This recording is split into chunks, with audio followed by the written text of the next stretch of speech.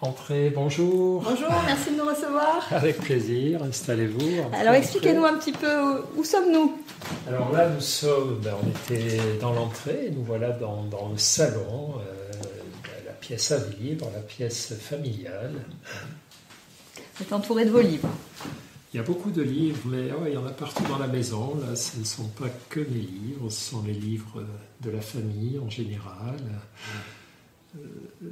Voilà, il y a un piano dans un coin, un poste télé dans l'autre, bien caché. Ma femme déteste l'allure de la télé, donc elle a fait une housse. Et j'enlève la housse, évidemment, quand je regarde les matchs de rugby. C'est dans cet intérieur cosy, situé à la lisière de Paris, que le psychiatre Christophe André nous reçoit. C'est là qu'il a l'habitude d'écrire ses livres qui s'arrachent depuis des années à des centaines de milliers d'exemplaires. Le dernier, Consolation, dans lequel il distille quelques précieux conseils, est publié chez l'Iconoclaste. C'est dans cette antre réconfortante qu'il accepte de se confier en cette douce après-midi d'automne. Il a oublié son portable dans une autre pièce et s'en félicite. Nous ne serons pas dérangés pour écouter le récit de ce jour où sa vie a basculé.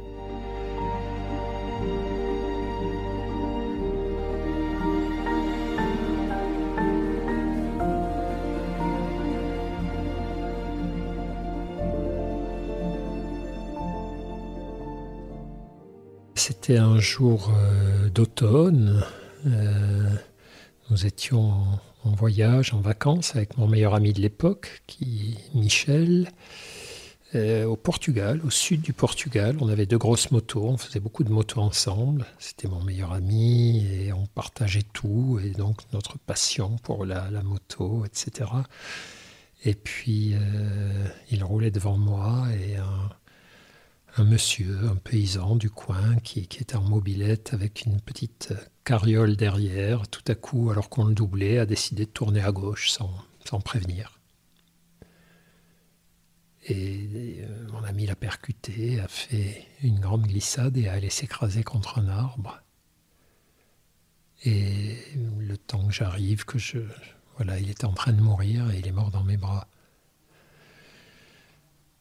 Donc, vous imaginez quand même, j'étais dans un état de grand choc, bien sûr. Donc, j'ai plein d'images dont je me souviens, mais c'est peut-être pas l'objet de raconter le détail de tout ça, mais puisque c'est un peu la réflexion que vous voulez qu'on aborde, c'est sans doute l'événement, il y a beaucoup d'événements évidemment qui changent la vie d'un être humain, mais dans mon cas, même s'il y en a eu d'autres, celui-ci a été radical parce que ça a sonné un coup d'arrêt total, complet à ce qu'on appelle communément la jeunesse, c'est-à-dire voilà, cette période de notre vie où on est plutôt léger en général, où on est plutôt intéressé par le fait de profiter de la vie, où on n'est pas particulièrement préoccupé par ce qui va nous arriver ensuite, où on n'est pas non plus, en tout cas pour la plupart d'entre nous, les chanceux, après évidemment ça peut nous frapper plus tôt, mais où on n'est pas non plus préoccupé par l'idée de mort. Et voilà, là, voir votre ami le plus proche, la personne pratiquement qui est la plus chère à vos yeux, mourir devant vous, dans vos bras, puis vous occuper de tout ça alors que vous êtes à l'autre bout du monde. En tout cas, à l'époque, c'était... voilà, à l'époque, il n'y avait pas de portable, tout était un peu plus compliqué quand même, et ça a tout changé dans ma vie, oui. Vous aviez quel âge? Alors, j'avais 30 ans. Donc j'étais plus tout à fait un jeune homme quand même, c'est vrai, mais dans ma tête, je l'étais encore. J'étais encore très jeune médecin, très dans la légèreté, dans une vie facile. Au fond, on était tous les deux jeunes psychiatres. C'était une époque, comme je le disais, oui, de grande insouciance. Vous aviez déjà, de par votre métier, ou dans votre vie personnelle, été confronté à la mort, ou à des morts aussi brutales? Oui, bien sûr. Ça, l'avantage, en quelque sorte, des études de médecine, c'est que vous avez vu des gens mourir, vous avez vu des gens basculer comme ça de la vie à la mort, mais c'est très différent pour deux raisons. D'abord parce que je n'avais jamais vu de très proche, d'ultra proche, mourir sous mes yeux. Et puis ensuite, vous êtes en position de technicien, quoi. Vous êtes là pour essayer d'éviter soit la mort, soit la souffrance, soit de faire que tout se passe le moins mal possible, ou pour sauver la personne.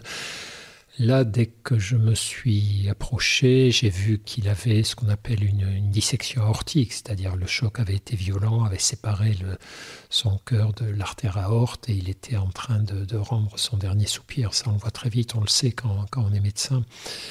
Et ça, c'est quand même rare dans une vie de voir un très très proche. On était comme des jumeaux quand même, donc... j'avais beau être médecin, j'avais beau savoir ce qu'était la mort, voir sous mes yeux mon meilleur ami, et puis en étant impuissant, je savais parfaitement qu'il n'y avait rien à faire. L'ambulance qui arrivait une dizaine de minutes plus tard ne pouvait rien faire non plus. Comment avez-vous réagi ensuite ? C'est très, comme souvent dans les traumatismes, vous savez, on en a pas mal parlé ces derniers temps, parce qu'il y a eu évidemment beaucoup d'événements traumatiques, les attentats, des choses comme ça. Et les victimes racontent assez souvent qu'on est dans un état de dissociation, ce que je connais bien en tant que médecin, mais ce que là j'ai vécu. C'est-à-dire, vous êtes à la fois dans la situation et vous n'y êtes pas. C'est-à-dire, je me souviens parfaitement de l'endroit, de la luminosité qu'il y avait, de villages qu'on avait traversés juste avant. C'est fou, comment finalement des événements très violents impriment, c'est comme si ça imprimait la pellicule de notre mémoire comme un appareil photo avec une précision de détails hallucinante. Je me souviens que quand je sautais de ma moto là, pour retrouver mon copain, le paysan qui était juste tombé par terre, il n'avait rien, lui a cru que j'allais lui casser la figure, quoi. Je vois un gros bonhomme avec un casque, les gants se jetaient sur lui. En fait, c'est pas lui qui m'intéressait, c'était l'ami, le corps de mon ami derrière. Et comme il s'était un peu blessé, il s'était écorché la main, il me montrait sa main en agitant pour faire un peu pitié, mais je me souviens d'avoir suivi l'ambulance à tombeau ouvert. Les types ont pris le corps de mon ami, enfin qui respirait encore vaguement, mais c'était la fin. Et on l'a amené à l'hôpital suivant, du village suivant. Donc je me souviens voilà, c'est le soir après, des motards allemands qui avaient assisté à l'accident m'ont hébergé sous leur tente dans un camping. Cette succession de souvenirs est d'une précision folle, alors que là, j'ai oublié déjà plein de trucs que j'ai fait la semaine dernière. Mais par contre, c'est gravé à tout jamais dans ma mémoire. Donc, je ne sais pas si c'était ça le sens de votre question, mais jusqu'au moment, après c'était fou, je suis remonté, on était vous savez, c'est la région tout au sud du Portugal qui s'appelle l'Algarve. Donc c'est loin, J'habitais à Toulouse à l'époque, donc je me souviens avoir téléphoné aux parents de mon ami, c'était affreux. Donc la maman s'est évanouie quand je lui ai dit qu'il y avait eu cet accident très grave et que Michel était mort. J'ai entendu le combiné du téléphone tomber par terre, enfin... Tous ces trucs-là, j'étais intensément présent à tout ça. Je suis remonté donc en moto, pareil, en roulant comme un fou. Je ne sais pas comment je suis arrivé intact, mais jusqu'à Toulouse. Je me souviens de mon entrée dans le jardin de la maison des parents. Je me souviens des funérailles. Enfin, j'ai plutôt une mauvaise mémoire. Mais là, c'était un événement tellement majeur, tellement fort que... Je crois qu'à peu près aucun détail ne m'a échappé ni ne s'est effacé de ma mémoire. La suite du chemin pour vous, ça a été quoi ? Ça a été un état dépressif ? Oui, c'est-à-dire, ça a été très étrange. C'est évidemment, donc, il y a eu les funérailles, l'enterrement. C'était à Toulouse. Tous les deux, on était connus, du milieu étudiant, du milieu médical. Enfin, on connaissait beaucoup de monde. Toulouse, c'est à la fois une grande ville, mais c'est aussi des petits milieux dans lesquels on se connaît tous, On ne sortait pas, à l'époque en tout cas, On ne sortait pas un soir dans les rues de Toulouse sans croiser 20 personnes qu'on connaissait, d'un bar, d'un restaurant, d'un cinéma à l'autre. Et là, j'ai été étouffé sous la sollicitude, sous les consolations. J'en pouvais plus, quoi, de tous ces gens qui voulaient me consoler, m'inviter, me parler, me réconforter. Donc j'ai pris la fuite, j'ai décampé et je suis allé me réfugier dans un monastère au nord de Toulouse, un monastère bénédictin, où je n'avais jamais mis les pieds auparavant. Puis moi, je n'étais pas du tout pratiquant, hein. Mais mes patients m'en avaient parlé. J'avais des patients qui étaient des patients qui souffraient de schizophrénie, donc des patients avec des troubles sévères que je suivais, et qui m'avaient dit que parfois ils allaient se réfugier là quand ça délirait trop, quand ils étaient trop mal et que ça leur faisait du bien. Et donc je me suis dit, tiens, t'es pas très bien là, t'as besoin qu'on te foute la paix. T'as pas envie de pleurer devant les autres, de répondre aux sollicitations. Donc je suis allé là. J'ai repris ma moto, je suis allé frapper à la porte du monastère en disant « Je ne suis pas en super forme, est-ce que je peux venir passer quelques jours chez vous ?» Et donc, les moines m'ont accueilli. Enfin, ça fonctionne, je ne sais pas si vous savez comment ça fonctionne. Les retraites dans les monastères, vous avez un moine hôtelier. Les bénédictins, en gros, c'est un ordre qui est un ordre d'intello. Ils travaillent beaucoup, ils réfléchissent, ils écrivent, ils traduisent. Enfin bon, certains font le jardin, etc. Mais en gros, c'est des intellos qui veulent avoir la paix. Donc ils vivent dans ce qu'on appelle la clôture, l'enceinte du monastère. Ils cherchent pas trop à sortir comme le font d'autres ordres, hein, les dominicains, les franciscains, ni à évangéliser. Ils travaillent dans leur monastère, mais ils ont cette tradition d'accueillir les gens de passage. Mais comme ils ne veulent pas s'embêter avec ça, il y en a un qui est délégué, voilà, tous les ans. Il y en a un qui fait, puis ça doit changer, qui fait le boulot, qui est le plus extraverti, c'est souvent des taiseux. Voilà, bref, ce moine m'accueille, ce moine hôtelier m'écoute, et puis me dit, très bien, vous pouvez rester le temps que vous voulez. Donc il me conduit là dans les grands couloirs du monastère. À l'époque, il n'y avait pas encore d'hôtellerie. Maintenant, je crois qu'ils ont construit une hôtellerie pour les gens qui font retraite qui est à l'extérieur du monastère. Mais là, c'était étonnant. Il me fait rentrer donc, dans ce qu'on appelle la clôture, l'espace réservé aux moines, où personne ne doit rentrer si on n'est pas moine. Puis on passe dans des grands couloirs. Là, ça me faisait un peu penser au film Le Nom de la Rose, là, ce vieux truc tout sombre.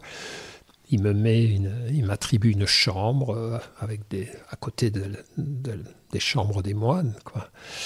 Et voilà. Et puis il me dit, c'est simple, ici, vous avez des offices, donc on prie tous ensemble. C'est mieux si vous venez, hein, pas obligé, mais puisque vous êtes là, ça serait dommage de ne pas venir avec nous. Alors je lui dis, mais je ne sais pas prier, moi, c'est pas grave, vous venez, puis vous verrez bien, on chante les psaumes en grégorien. Bon, et puis voilà, c'est 6h du matin, 10h du matin, à 11h il y a la messe, puis 15h, puis 18h, puis 21h. Bon, il y en a aussi à 2h du mat, mais là vous n'êtes pas obligé. Et puis le repas, c'est tac, tac, tac. Et puis voilà, il n'y a rien d'autre. Après, faites ce que vous voulez. Si vous voulez me parler, moi je suis à votre disposition.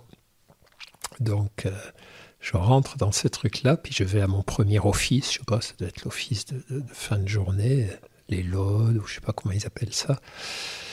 Et là, c'est le choc total, quoi. Je suis dans une petite chapelle, une église abbatiale, quoi, la chapelle des moines. Et ils sont 80, quoi. Ils chantent en grégorien. Alors, il y a plusieurs écoles chez les bénédictins. Certains chantent en latin, mais eux, ils chantent en français. Donc, vous avez un petit livret pour suivre, si vous voulez. Ils chantent les psaumes. Et les psaumes, c'est dans l'Ancien Testament, c'est des prières, certainement qu'à l'époque, c'était fait pour être chanté également. Et c'est assez déchirant. C'est des prières où c'est attribué traditionnellement au roi Salomon, mais bon, c'est sûrement pas comme ça que ça a été fait, mais a été rédigé, mais c'est des cris d'angoisse, des cris de désespoir, ou des louanges, des remerciements. Enfin, on sent que c'est des gens dont la vie était très angoissante, très, très, très remuée, avec des ennemis, des persécutions, des injustices, des violences, des morts, des agressions. Et donc je découvre cette espèce d'univers qui faisait écho à ce que j'étais en train de vivre, très déchiré émotionnellement. avec ces mélopées grégoriennes incroyables, là, puis voilà, ça dure 20 minutes, puis après, pof, tout s'arrête. Et j'étais tout seul, hein, il n'y avait que moi. Eux, ils étaient dans le chœur, là, et moi dans la nef, j'étais tout seul sur mon banc, au fond, je n'avais pas trop osé m'approcher. Et puis, bon, la plupart d'entre eux partent, puis il y en a une dizaine qui restent en oraison, ils s'agenouillent, ils baissent la tête, là, ils ont leur capuche, et puis ils ne bougent pas pendant un quart d'heure, une demi-heure. Et donc, je reste avec eux, puis peu à peu, je comprends que finalement, rester là sans rien faire, ça fait du bien. Au début, j'ai plein d'angoisse dans la tête, je suis très tourmenté, je me dis, qu'est-ce que tu fous là? Et puis je reste avec eux, je respire, et tout à coup, ça commence à se calmer vaguement, puis ça redémarre, puis ça se recalme. Et donc je reste 15 jours là à ce régime, donc tous les repas en silence, petit-déj en silence, avec toute la flopée de moines là. Alors la seule distraction pendant les repas, c'est que pendant il y a un quart d'heure, vous êtes à table, là, vous entendez le bruit des mastications. Bon. Il y en a un qui lit le martyrologue, donc c'est la vie d'un saint et son martyr, donc c'est particulier. Et on ne parle pas. On ne parle pas, et je découvre là vraiment que d'abord que ce truc-là existe. Je ne pensais pas qu'on puisse vivre en fonctionnant de cette façon, et que c'est pas mal, quoi. En tout cas pour y passer quelque temps, ça me fait beaucoup de bien. En gros, voilà, j'en pouvais plus de parler aux gens, de raconter ce qui m'était arrivé, dans quel état j'étais, de faire des projets, de faire des trucs qui me semblaient futiles, superficiels. Et là, je suis coupé du monde. Je suis dans un temps suspendu. Je peux me trouver aussi bien au XXe siècle qu'au XVIe, qu'au XIVe, qu'au VIIIe. C'est pareil, quoi. Je mange, je prie, je dors, je médite, je marche dans le jardin des moines. Il n'y a pas de téléphone, évidemment, il n'y a rien, pas de télé. Et puis je bavarde de temps en temps avec le père hôtelier quand même, qui vérifie que je ne devienne pas dingue tout de même dans le monastère. Et bon, ça va, peu à peu, je lui raconte tout ce qui m'est arrivé. Il ne me dit pas grand-chose, il m'écoute. De temps en temps, il passe dans ma chambre me poser un bouquin sur la vie de Saint François, enfin ce qui lui semble pouvoir m'aider ou me changer les idées. Et quand je sors de là, plein de choses sont changées. C'est-à-dire, d'abord, je suis apaisé, toujours beaucoup de chagrin, mais je suis consolé. Voilà, je suis consolé. Ce que j'appelle la consolation, c'est rien n'est réglé. Mon ami est toujours mort, je suis toujours perturbé, mais quelque chose s'est passé qui m'a fait du bien et qui m'a remis en lien avec l'envie de vivre, l'envie de continuer de voir ce qui va se passer maintenant par la suite. C'est le fait de s'être décentré comme ça qui vous a aidé, plus que peut-être d'aller voir un confrère psychiatre Ah ouais, oui, c'est le fait d'être sorti du monde. Ben oui, non, bien sûr, j'ai pensé aussi à un moment aller voir un confrère et tout, mais ça n'avait rien à voir, parce que le confrère, je serais allé le voir, je sais pas, 1 heure, 2 heures peut-être, enfin, puis je serais ressorti et tout redémarrer, quoi. Les coups de fil, marcher dans la rue où je marchais autrefois avec mon copain, mais sans lui, rentrer chez moi, j'aurais senti le poids de son absence en permanence. Quand quelqu'un meurt, il est partout, parce vous pensez sans arrêt à lui, donc son absence est en fait une omniprésence.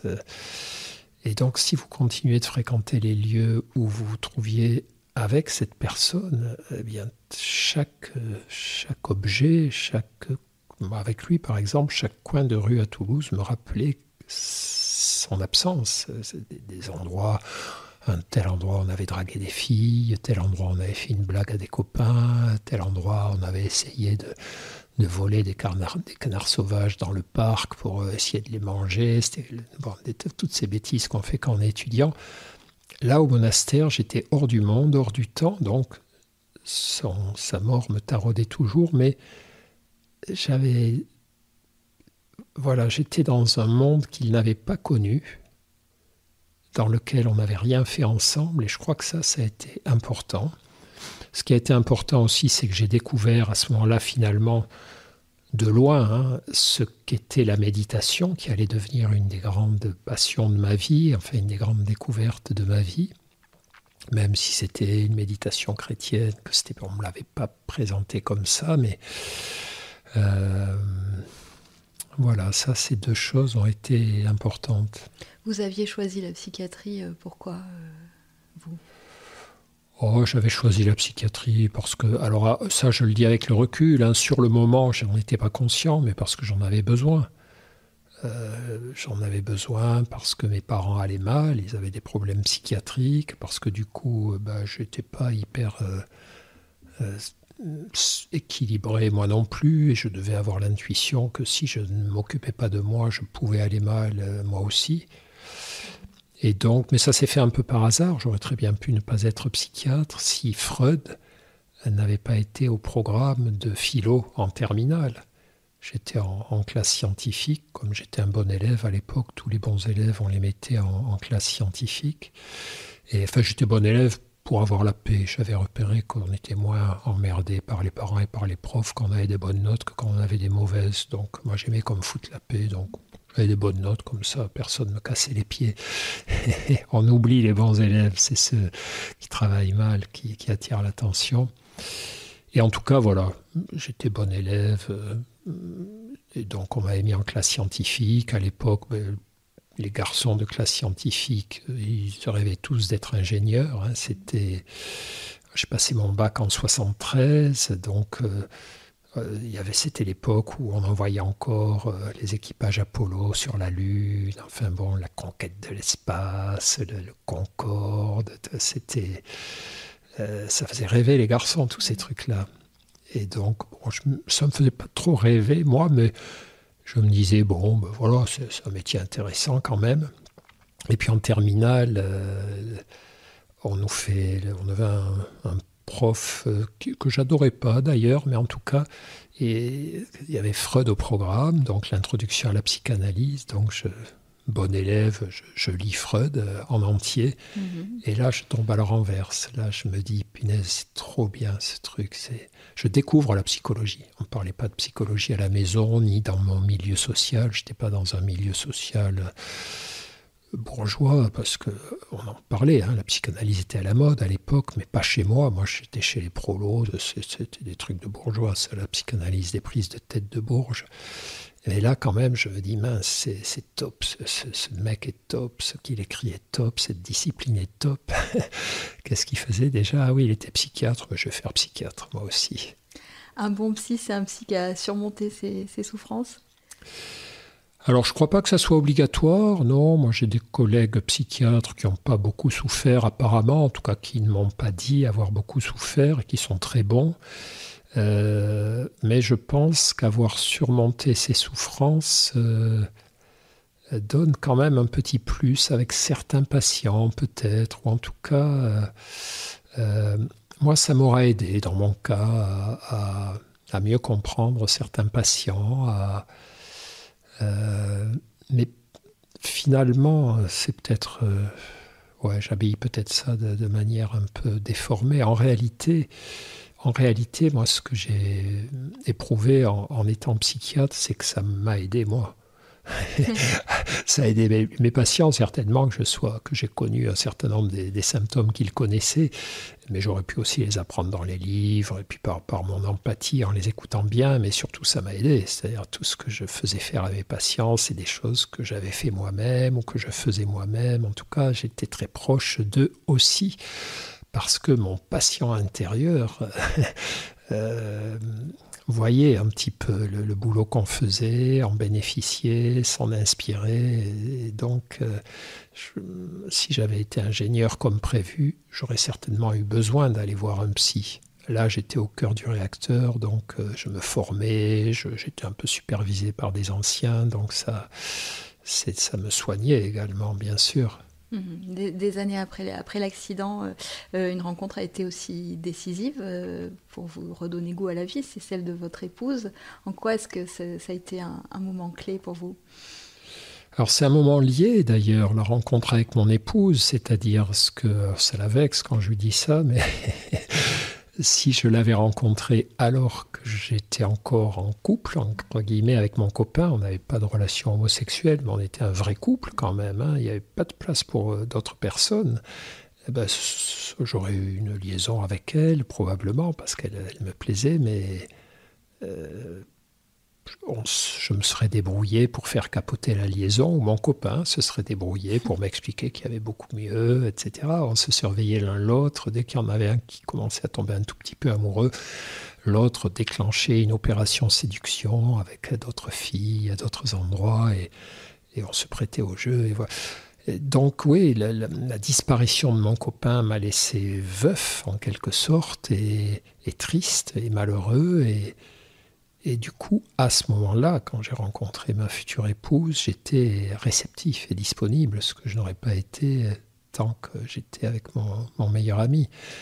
Et donc, oui, là, ça a été une autre rencontre, beaucoup moins tragique, mais qui a changé beaucoup, beaucoup de choses.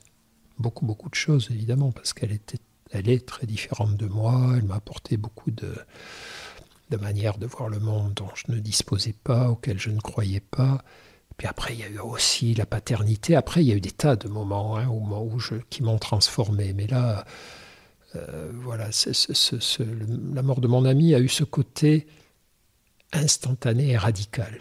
Le couple m'a transformé, mais de manière progressive, sur plusieurs années, continue de me transformer aujourd'hui. La paternité m'a transformé, mais là encore, voilà, c'est des processus très longs, sur des années. La mort d'un ultra proche, c'est poum, en une seconde, tout est terminé.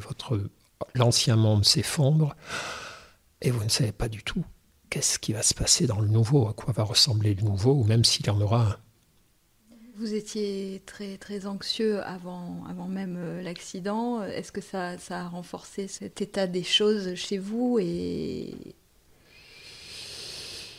Ce qui m'a étonné, c'est que j'ai pas eu de séquelles post-traumatiques. Vous savez, on dit souvent que quand on vit un événement traumatisant, soit qu'on subit une agression ou un truc violent durant lequel on pourrait laisser sa peau, ou lorsqu'on voit quelqu'un subir une agression, ou lorsqu'on est pris dans un attentat, une agression collective, c'est tellement violent pour notre cerveau qu'il va garder des séquelles, on va faire des cauchemars ensuite, on va avoir des flashbacks tout à coup dans la journée, des images douloureuses vont revenir. Moi, j'ai pas eu ça. J'ai toujours des souvenirs très précis, très tristes. J'ai de temps en temps une petite bouffée de tristesse qui ressort du néant comme ça. Mais j'ai pas eu de choc post-traumatique. Par contre, mais ça, c'est peut-être pas dû à l'accident. C'est-à-dire, j'étais anxieux avant, évidemment, mais j'avais une stratégie qui était de fuir cette anxiété, comme font beaucoup de personnes, de la fuir dans l'hyperactivité, dans la recherche d'expériences extrêmes, de rouler vite en moto, de faire de la haute montagne, de tester des espèces de toxiques, des substances, voilà, de faire des voyages bizarroïdes, de me mettre en situation de risque dans tout un tas de situations. C'est comme ça que j'affrontais l'anxiété, sans la prendre à bras-le-corps et sans reconnaître que j'étais anxieux. Après, ça n'a plus trop été possible. D'abord, j'avais changé de registre. J'étais plus un jeune homme. J'avais été conduit de force dans l'âge adulte et contraint de regarder les choses en face. La mort existe, elle peut frapper à tout instant.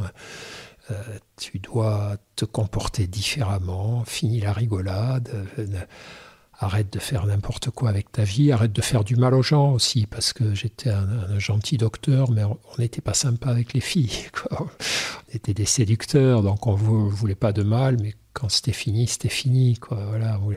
Et donc tous ces trucs-là, tout à coup, je me suis senti horriblement mal à l'aise avec ça. Et du coup, quand vous rentrez dans un système où vous contraignez à voir les choses en face, à ne plus fuir vos inconforts intérieurs par la superficialité, l'agitation, la fête, etc., là, les angoisses qui étaient là déjà, mais vous prennent à la gorge et il vous faut vous y confronter. Donc c'est plutôt ça qui a changé, quoi. Au lieu de les fuir, je me suis dit, faut t'en occuper maintenant. C'est ce que vous conseilleriez à des gens confrontés au deuil?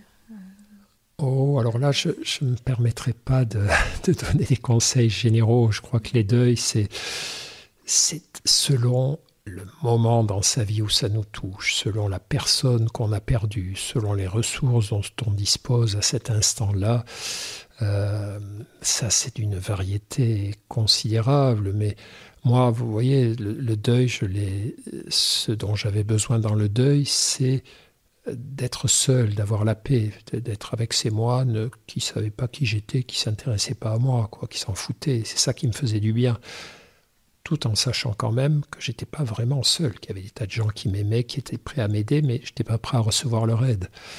Pour d'autres personnes, ça va être impossible de rester seul. Ils ne vont plus pouvoir dormir tout seuls, il faudra toujours qu'il y ait des amis qui soient avec eux, etc. Donc, non, je n'ai pas de conseils. Je crois que mon cas, c'est un cas bizarroïde, quoi. J'ai trop spécial pour que ça puisse rendre service à d'autres personnes. Sinon, oui, se dire qu'effectivement, ce qui est très compliqué dans le deuil, c'est qu'on a, voilà, notre monde s'effondre, le monde dans lequel on existait s'est effondré, et il est impossible de savoir ce qui va advenir. On ne peut pas lire la suite clairement. Et à ce moment-là, il faut faire confiance. Il faut faire confiance à la vie. La vie va venir à notre secours. Des choses vont se produire, mais qui, à l'instant du deuil, sont inconcevables. Et donc, ce qui va nous aider, c'est de nous engager dans l'action, sans attente, sans espérance et sans envie. C'est ça qui est compliqué quand on est endeuillé. C'est une dépression expérimentale, finalement, le deuil. On n'a plus envie de rien. On est persuadé que rien n'a de sens et que tous les efforts qu'on nous demande de faire, ou que la vie nous demande de faire, quand on n'en a pas envie et quand on les fait, ça ne change rien, on est toujours malheureux.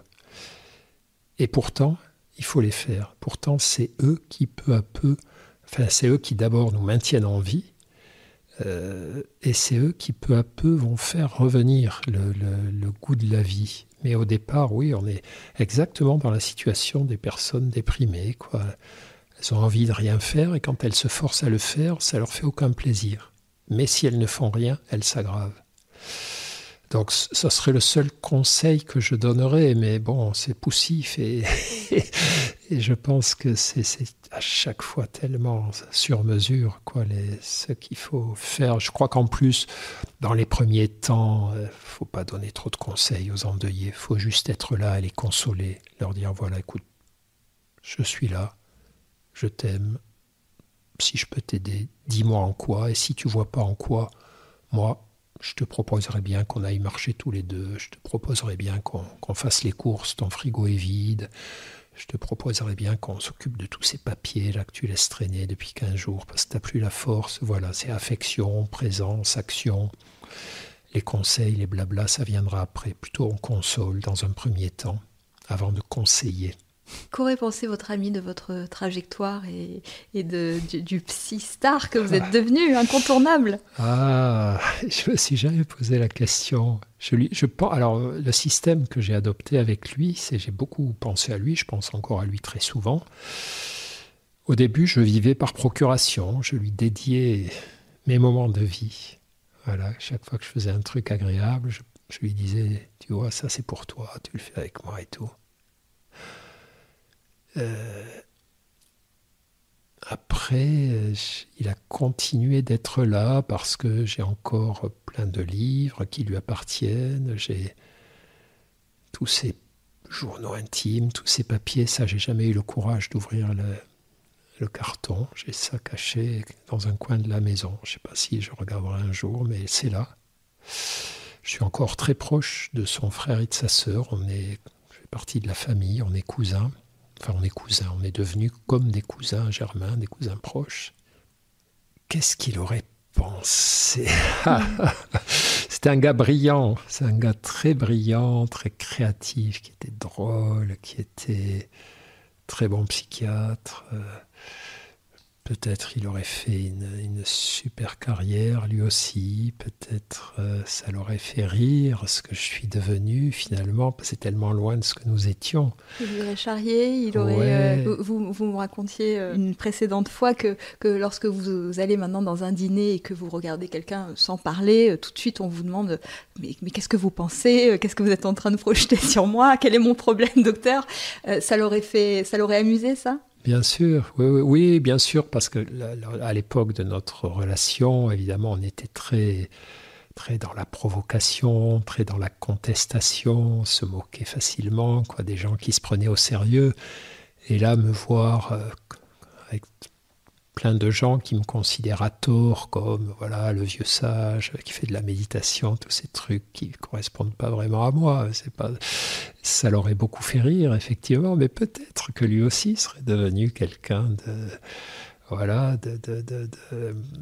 très pointu dans son domaine, de très reconnu par les jeunes soignants, de très aimé par ses patients. C'est évident même, c'est évident. Quand il était aussi passionné que moi par ce qu'il faisait. Mais j'arrive pas à penser comme ça. C'est-à-dire, ce qui est très étrange lorsque les gens meurent jeunes et que vous continuez de vivre et donc de vieillir, c'est qu'ils restent jeunes. C'est que vous n'arrivez pas à imaginer.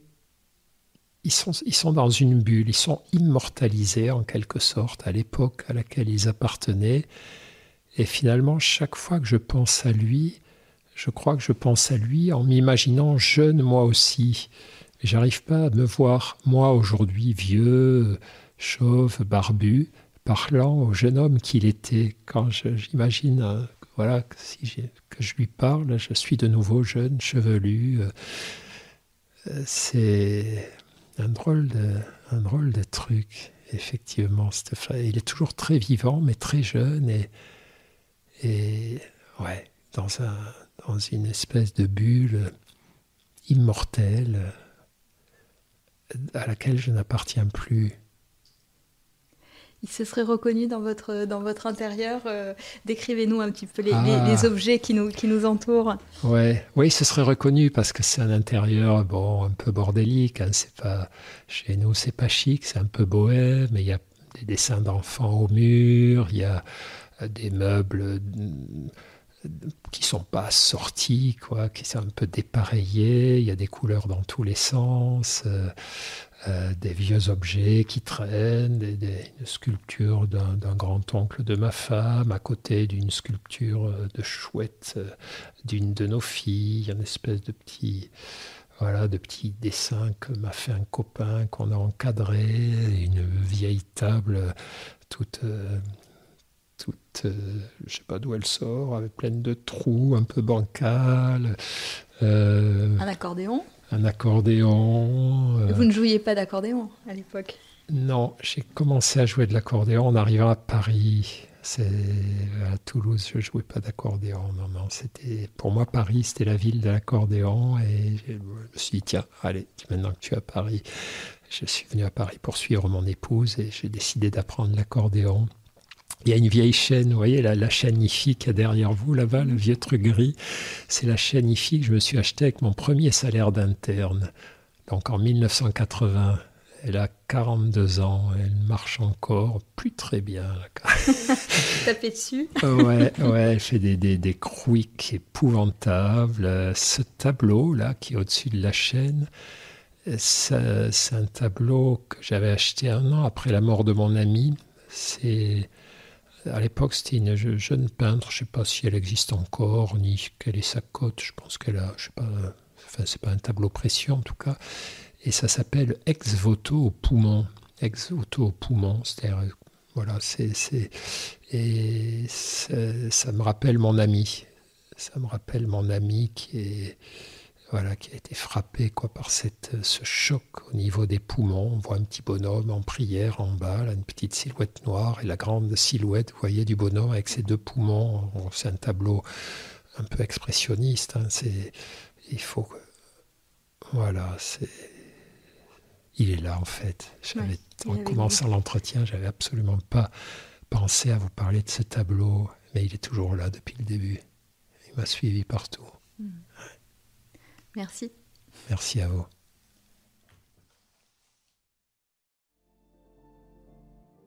Merci de votre écoute. Si vous avez apprécié cet échange, vous pouvez vous abonner via la plateforme de votre choix, Apple Podcast, Spotify, Deezer ou encore Castbox, et retrouver les interviews de Gala en kiosque et sur gala.fr.